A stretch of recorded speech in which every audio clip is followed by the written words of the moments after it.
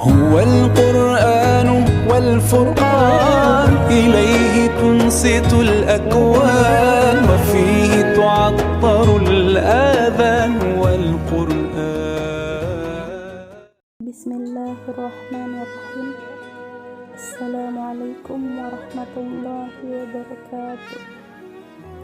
Perkenalkan, nama saya Farida Blongkot dengan NIM 1911-022. Kali ini saya akan menyelesaikan tugas usul fiqh dari Bapak dosen Ahmad Raizafi tentang dalil-dalil yang menjelaskan Al-Quran dan hadis. Rasulullah Shallallahu Alaihi Wasallam bersabda, "Aku tinggalkan kepada kamu semua dua perkara, di mana kamu tidak akan sesat selama-lamanya, selagi mana kamu berpegang teguh kepada kedua-duanya." Dua perkara tersebut ialah kitab Allah, Al-Quran, dan Sunnah. Agama Islam bersumber dari Al-Quran yang memuat wahyu Allah dan Al-Hadis yang memuat sunnah Rasulullah. Komponen utama agama Islam atau unsur utama ajaran agama Islam, akidah syariah dan akhlak, dikembangkan dengan akal pikiran manusia yang memenuhi syarat untuk mengembangkannya. Di dalam Quran surah Al-Qiyamah surah ke-75 ayat ke-17 sampai 18 yang berbunyi, A'udzu billahi minasyaitonir rajim. Inna 'alaina jam'ahu wa qur'ana fa idza qara'nahu fattabi' qur'ana, yang artinya sesungguhnya atas tanggungan kamilah mengumpulkannya di dadamu dan membuatmu pandai membacanya. Apabila kami telah selesai membacakannya, maka ikutilah bacaannya itu. Terdapat pula dalil yang menjelaskan dalam surah Al-Hijr surah ke-15 ayat 9 yang berbunyi, A'udzu billahi minasyaitonir rajim. Inna nahnu nazzalna dzikri wa inna lahu lahafizun, yang artinya sesungguhnya kamilah yang menurunkan Al-Quran dan sesungguhnya kami benar-benar memeliharanya. Kandungan Al-Quran ialah pada dasarnya isi Al-Quran terdiri dari ayat-ayat. Ayat ialah susunan kata dan kalimat Al-Quran yang membentuk makna yang sempurna, dan kumpulan dari beberapa ayat tersebut dinamakan surah. Secara etimologis, ayat berarti tanda.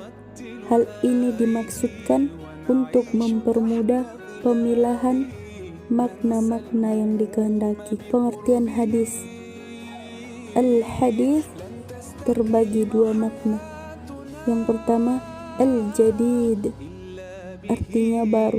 Yang kedua, al-khabar, yang artinya kabar atau berita.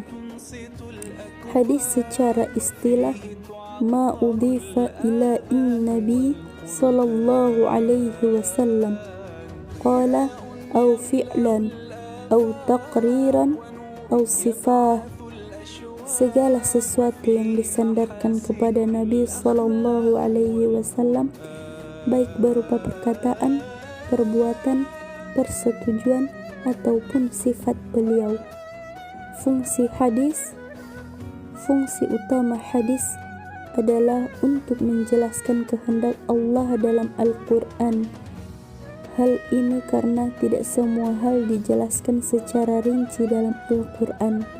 Itulah sebabnya Allah Subhanahu wa Ta'ala mengutus Rasulnya untuk menjelaskan Al-Quran melalui hadis-hadisnya. Dalam Quran surah ke-16 ayat 44, fungsi hadis dapat dirinci sebagai berikut. Yang pertama, bai'at al-ta'qid atau al-takrir, untuk mempertegas apa yang telah dinyatakan dalam Al-Quran, contoh perintah berwudu, kewajiban salat, puasa, dan lain-lain. Kedua, bai'an al-tafsir atau al-tawdih, untuk menjelaskan atau merinci, membatasi, mengkhususkan ayat yang bersifat global, apa adanya, dan yang umum. A. Hadis yang merinci ayat yang bersifat global seperti Sallu kama ra'autumuni usolli. Hadis riwayat Al-Bukhari merinci Quran surah kedua ayat ke-43 yang berbunyi wa aqimus shalah wa atuz zakah warka'u ma'ar raki'in. B. Hadis yang membatasi ayat yang apa adanya seperti tangan pencuri yang boleh dipotong sebatas pergelangan tangan. Hadis riwayat Bukhari Muslim membatasi ayat potong tangan pencuri dalam Quran surah kelima ayat 38. C. Hadis yang mengkhususkan ayat yang bersifat umum seperti pembunuh tidak mewarisi sedikit pun warisan orang yang dibunuhnya, terdapat dalam Quran surah keempat ayat 11. Ketiga, bai'an al-tashri', membuat hukum baru yang tidak didapati dalam Al-Quran seperti haramnya emas dan sutra bagi laki-laki, haramnya menikahi wanita yang bibinya sekaligus, dan lain-lain. Keempat, bai'an al-nasakh, hadis dapat menghapus ketentuan ayat dalam Al-Quran. Fungsi ini ditolak karena menghapus yang hierarki hukumnya lebih tinggi. Tapi contoh yang sering dikemukakan adalah hadis tentang larangan berwasiat pada ahli waris. Hadis riwayat Ahmad menghapus ketentuan surah kedua ayat 180. Unsur hadis terdiri dari dua bagian. Yang pertama, sanad atau sanadun, secara bahasa al-mu'tamad, sandaran, tumpuan, jalan yang menyampaikan pada matan, sedangkan secara istilah artinya silsilah periwayat yang menukil matan dari sumbernya yang awal. Sanad atau artinya rangkaian para periwayat hadis yang dijadikan sandaran matan.